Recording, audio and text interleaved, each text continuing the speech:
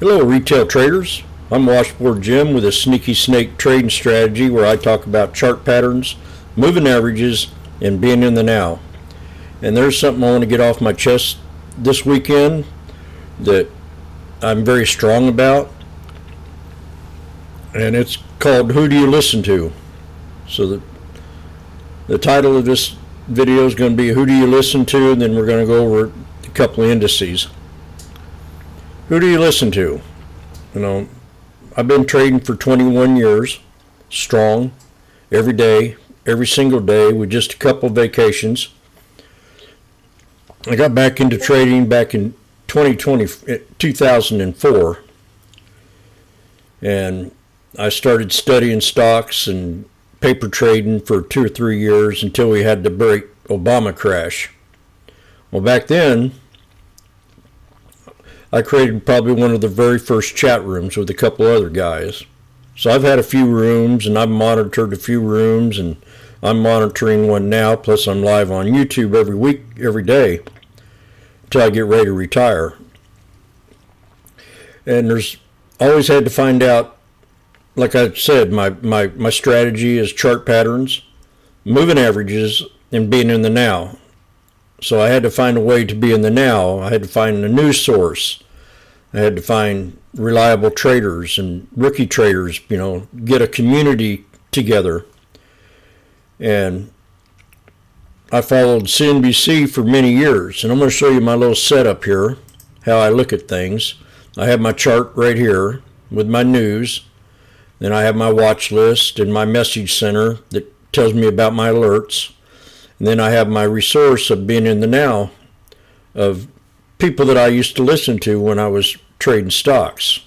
For many years, I would listen to CNBC, and I'd get a lot of my information off CNBC, and they were reliable. They weren't extremely biased.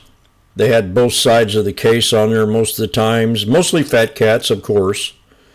But back when I first started, there was a lot more conservatives that were trading. They weren't so dependent upon the government as much as they are today. So CNBC to me has really made, if I was to grade CNBC back then, I would give it probably a B plus. And if I was to grade it today, I would give it an F minus. They've turned out to be very biased in their opinions. And I think that's not right. If you want to be a good trader, you got to be open-minded. And I get to where if I turn on CNBC, I just start cussing at them, say bull crap or bull shit or this is crazy. I mean, it's like when they called out the interest rates where they thought we were going to pull back. Right when we started to reverse, and that was off. I'm a technical trader. I trade off technical analysis. CNBC is a fundamental trader. Back then, they used to have an hour where they'd talk about charts. And they took that completely off now. It's all about fundamentals. And I think their fundamentals, you can't rely on fundamentals. You cannot rely on them because, as you could tell, like the unemployment numbers we got the last couple of years have been totally wrong. They were off like 1 million some points. A lot of other numbers, the profit, just everything. So I became a real strong technical analysis kind of trader where I studied chart patterns, moving averages, and being in the now and listening to people like I used to listen to the people on CNBC.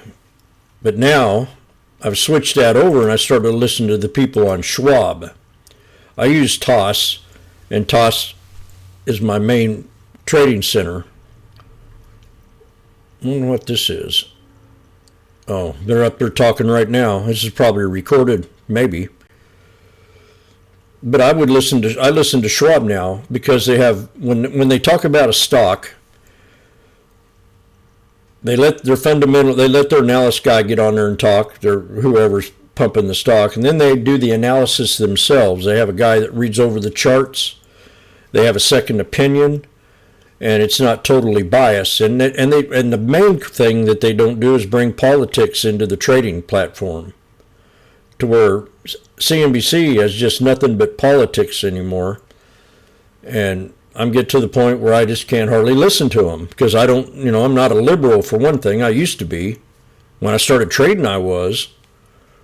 But I got to see their crooked ways, and I just got tired of listening to CNBC. I get on here. If you hear me live on YouTube, I'm going at them. I'm arguing with them. I'm fist fighting with them, because I can't stand the way they talk about stocks. They pump triple tops, and then they don't break out. Then they can't find the bottom of a stock. And then they wish, the world's coming to an end. And if they would just read the technicals, they would know that we had a nice reversal last week off the 200 SMA and EMAs. And I was calling it out. I did a video last week, and I'm going to put that link in here, and I want you to watch it. And you can learn a little bit about some of the moving averages that I trade off of, and how I look at a stock when I first come in the morning. So I'm listening to the Schwab now, and I also listen to the people that are in the room and in other rooms. I'm in a bunch of other rooms where I give alerts, but I'm a moderator in my room, and I got a pretty good team in my room that make good call outs, and we're all different kind of traders. Some of us are swing traders, most of us are scalpers. I scalp the SPX all day long and the SPY. And I could scalp anything. I could trade anything I wanted to, but I want to trade the stocks that give me the most money, and I can get in and out of these babies real fast and take a good profit in by the end of the day. So I trade the SPX a lot. And,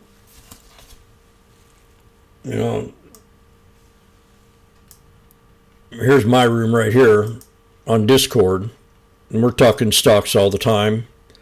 We got some real good traders in here, and then I'm in a bunch of other rooms. I'm in the FU Money Club. I'm in StockX Capital. I'm in Atlas Trading. They just opened up and got back in there, so I'm kind of watching them and just putting in a few alerts every once in a while. And I traded with all these guys, when they first started trading, and now they've branched off and started them new rooms. So, and it'll keep going on like that. More people branch off once they get good at it or better. And I learn from a lot of people.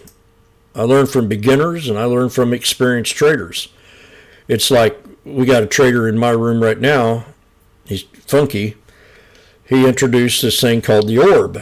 Well, I've traded for 21 years. I've never heard of this thing called the orb.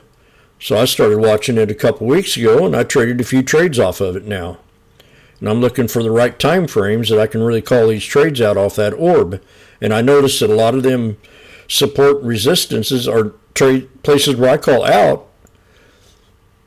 When I'm doing technical analysis, and it kind of is a double verification that this might be a good place to get in, or a good exit idea, or the trade might start to become bearish if it breaks out, and I can always use that orb as a support level or as a resistance. So I'm learning. You want to be at a place where you can trust who you're trading with. And if you see changes that don't really incorporate in the way you think, do what I'm doing. Block them, like CNBC. I'm going to listen to CNBC first thing in the morning, because they're the only thing on, and I can gripe all day long, all morning. And then when that bell rings, I'm going straight to Schwab, because Schwab takes the politics out of it.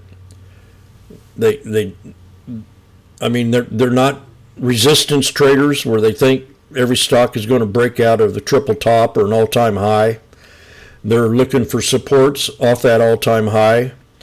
They're using chart patterns, and they're being in the now. And that's exactly how I trade. Where CNBC is a pump station, they get these fat cats. All they can do is badmouth Trump right now, and I just can't stand it. They have no clue they're dependent upon the government. They're dependent on that printing of that money. That's how they talk.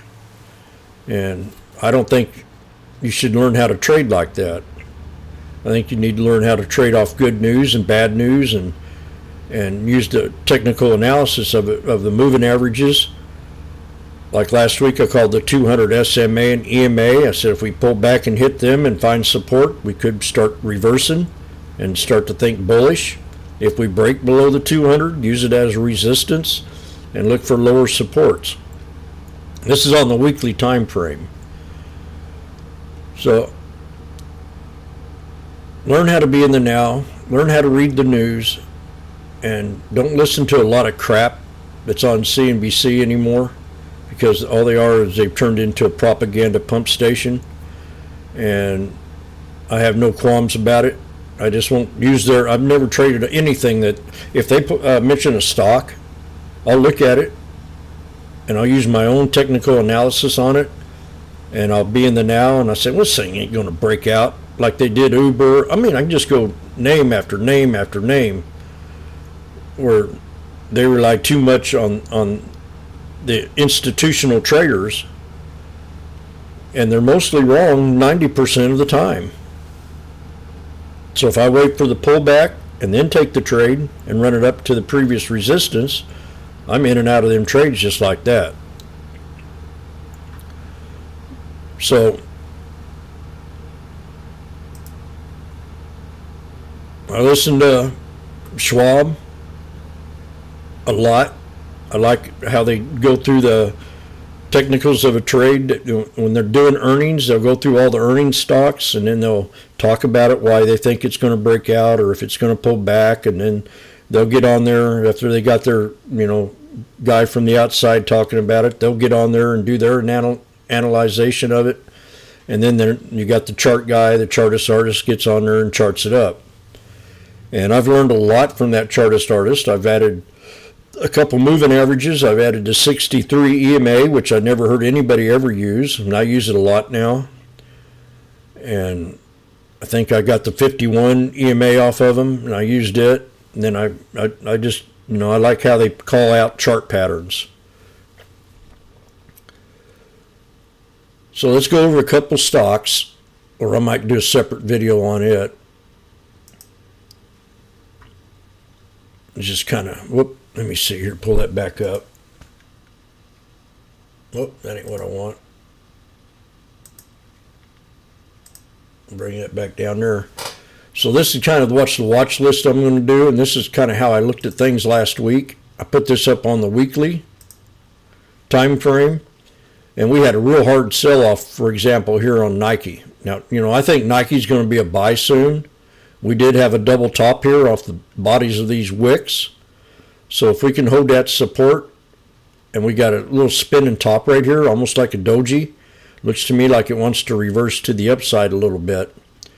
We kind of squeezed compared to these big fat candles right here.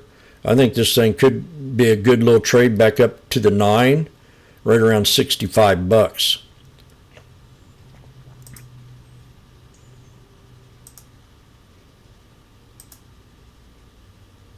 Maybe to the top of this candle right here, right around 62.40, somewhere in there, this coming week. All it needs is just a little bit of news.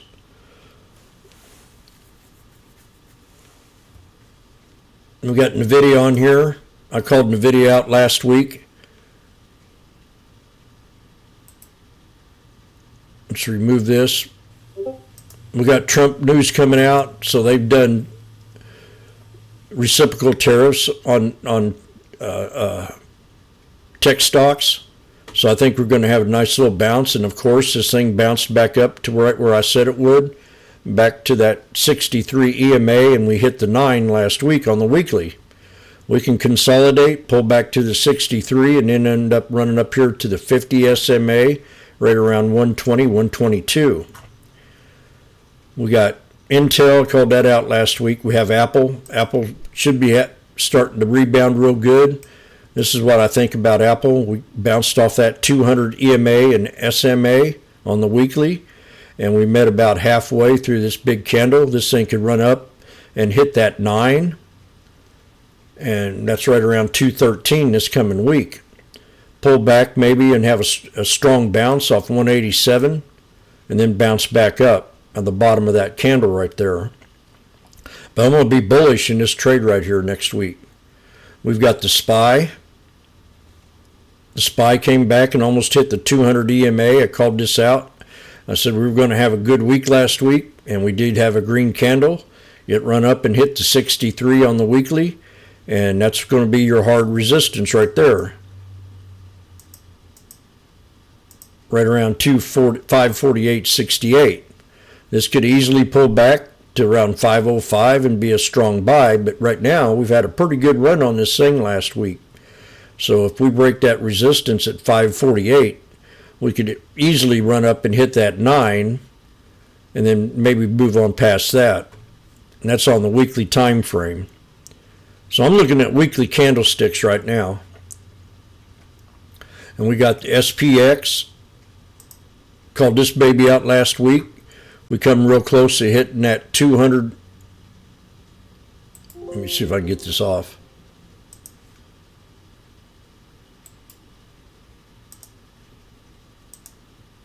We come real close to hitting that 200 EMA, and I called this out last week. I said we were going to have a good week. We also run up and hit that 63.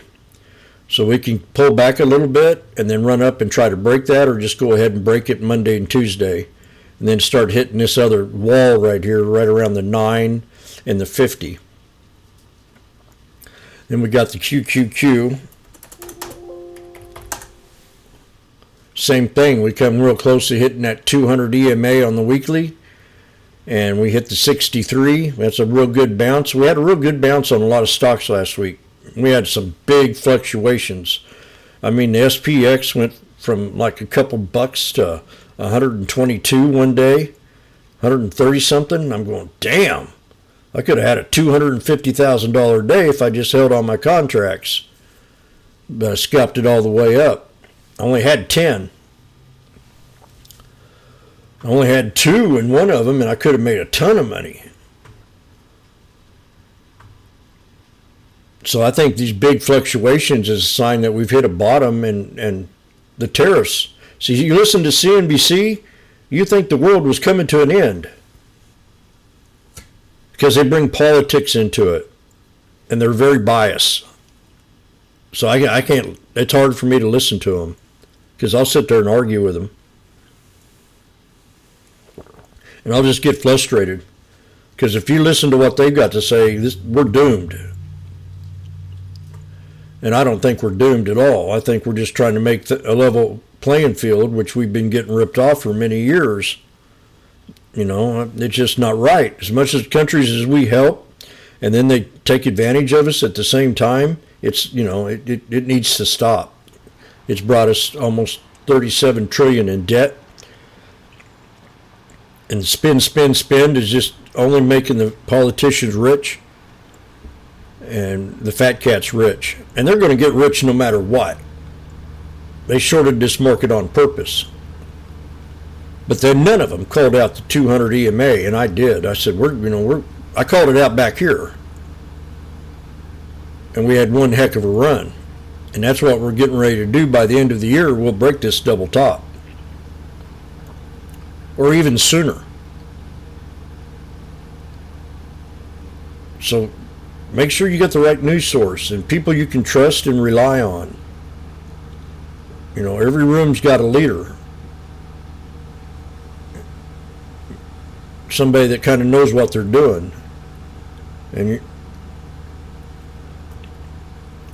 And I think the community, when you trade with a community, it's better than listening to these fat cats that 90% of the time don't know what the heck they're saying. Because if they were trading fundamentals, this market would just keep going straight up. But instead, they brought politics into it, and they automatically shorted it on purpose. And I seen it coming. I know when a stock's been way overvaluated and up to, you got a stock up 2,500%, you're going to get a good pullback. PLTR is a great example. Man, I was going off the wall here saying, are you serious? 3 years ago, we were at 584, and we went all the way up to 125 bucks. And we had a real steep, and we had a real big fat run all the way up, just irrational run all the way up here. And we had one pulling back to the double bottom, which was a strong buy. So if you were looking at the double bottom chart patterns, double bottom, boom, back up to resistance again. So it needs to consolidate, or at least your resistance level on this weekly time frame. Let's clean this up. I put the Fibonacci's on here. As you see, Fibonacci, we pulled back to 50%, plus we had the double bottom. So that was a double confirmation to get into this trade. And if you were looking for resistance levels, the way I do it is I'll take the body of that candle right there and run it up to the body of that candle. And that would be your resistance. And we broke the 9 last week. Some people will use the wicks.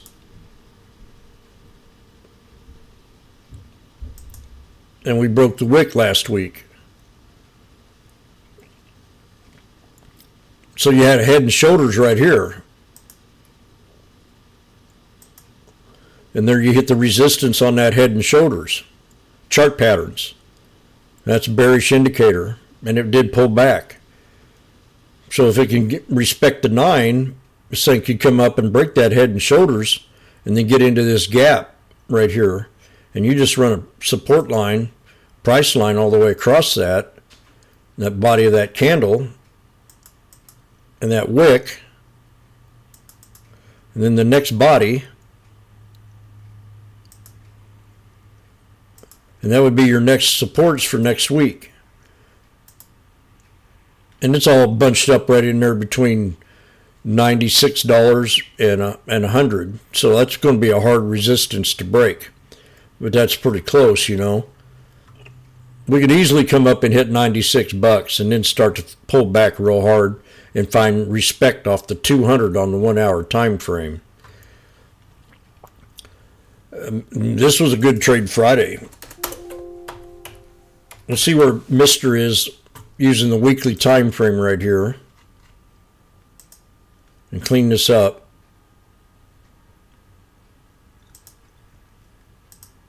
See, Mr. was 1326, and it ran up all the way to 543. You know, that was irrational exuberance to its highest point. And we pulled back and hit the 50 SMA on that weekly. And then Friday we had that huge run all the way up to the 9. And that's a hard resistance. That's why I like using moving averages. You know, I can call trades out real fast by using them moving averages. See, we respected the 50 here. We respected it. Then we pulled back again. We respected it. That would have been definitely a definite good call off that 50 SMA on the weekly. So we got to break the 9. And if we break the 9, you're going to use each one of them bodies to run this back up. Or you have overhead resistance. Using that body right there to that body. Up here to right around 330 bucks. $40 run. You see how we hit it right here off that wick? And that could happen again. We could break the 9 and run it up and hit that wick right around 328. And that would be a hard resistance to break. 328, 327.23. And you want to use these bodies. Try to see which connects the most. Plus you got that overhead resistance of a 1, 2, 3, 4, counting the wick. Last time we hit that, 1, 2, 3, triple top, she pulled right back and hit the 50. So that was a real strong buy. So the moral of the story is, make sure you get your news from the right place. I'm just saying CNBC's not cut out to be what it used to be like. They got very political and very biased, and they don't know how to call shit. Where Schwab has people come on there, they talk the stock, they never pump, they do their own analysis of the stock, and then they have a chartist that comes up to verify what the analysts have to say. And it's mostly about, when they're talking about stock, it's about being in the now. It's really never about how much they make or the fundamentals. They don't talk about PE ratios or anything like that. They talk about why they think the stock is a good trade or why it's not. Maybe, it's overbought. They'll tell you this thing's, already hit a hard resistance, and I'd expect a little pullback to the bottom of this certain pattern or something like that. So this is the sneaky snake trading strategy, where I talk about chart patterns, moving averages, and being in the now. And just I'm just giving everybody a fair warning on how I trade and how I think. I can't hardly listen to CNBC anymore because they're so biased and they're so political and they're so wrong in a lot of stocks. And they purposely are pumping they were pumping it down on purpose. Probably some kind of ploy to make Trump look bad. And they don't know how good,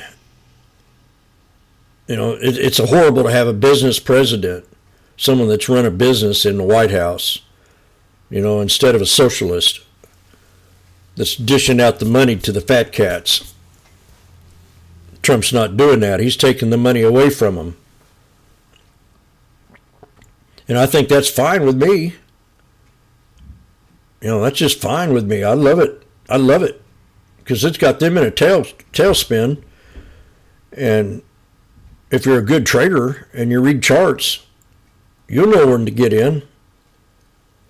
And for months they've been bad-mouthing the market. So the market has a good week, and all of a sudden, they're talking good about the market. And I'm saying, you idiots. So let's go ahead and have a great week this coming week. I might come back after I do my daily walk and do another video on some real serious chart pattern charts and look at some stocks and maybe even have a live session. If you want to make a comment after I put this video up and ask me to do a live session today, I'll be more than apt to do it. So this is the sneaky snake trading strategy, where I talk about chart patterns, moving averages, and being in the now. And I might just talk about chart patterns. Who knows? We'll just look for charts and see if we can find a good bottom at support. I did it last week, and I'm going to put the link to that other video that I did off the 200 EMA and SMA and tell you how excited I was about last week. And it was probably one of my biggest weeks I've had since I've traded, because I knew what to expect. And you come on CNBC and they'd think the world was coming to an end. And it was not like that at all. So let's have a great day. We'll catch you later. Adios, amigos.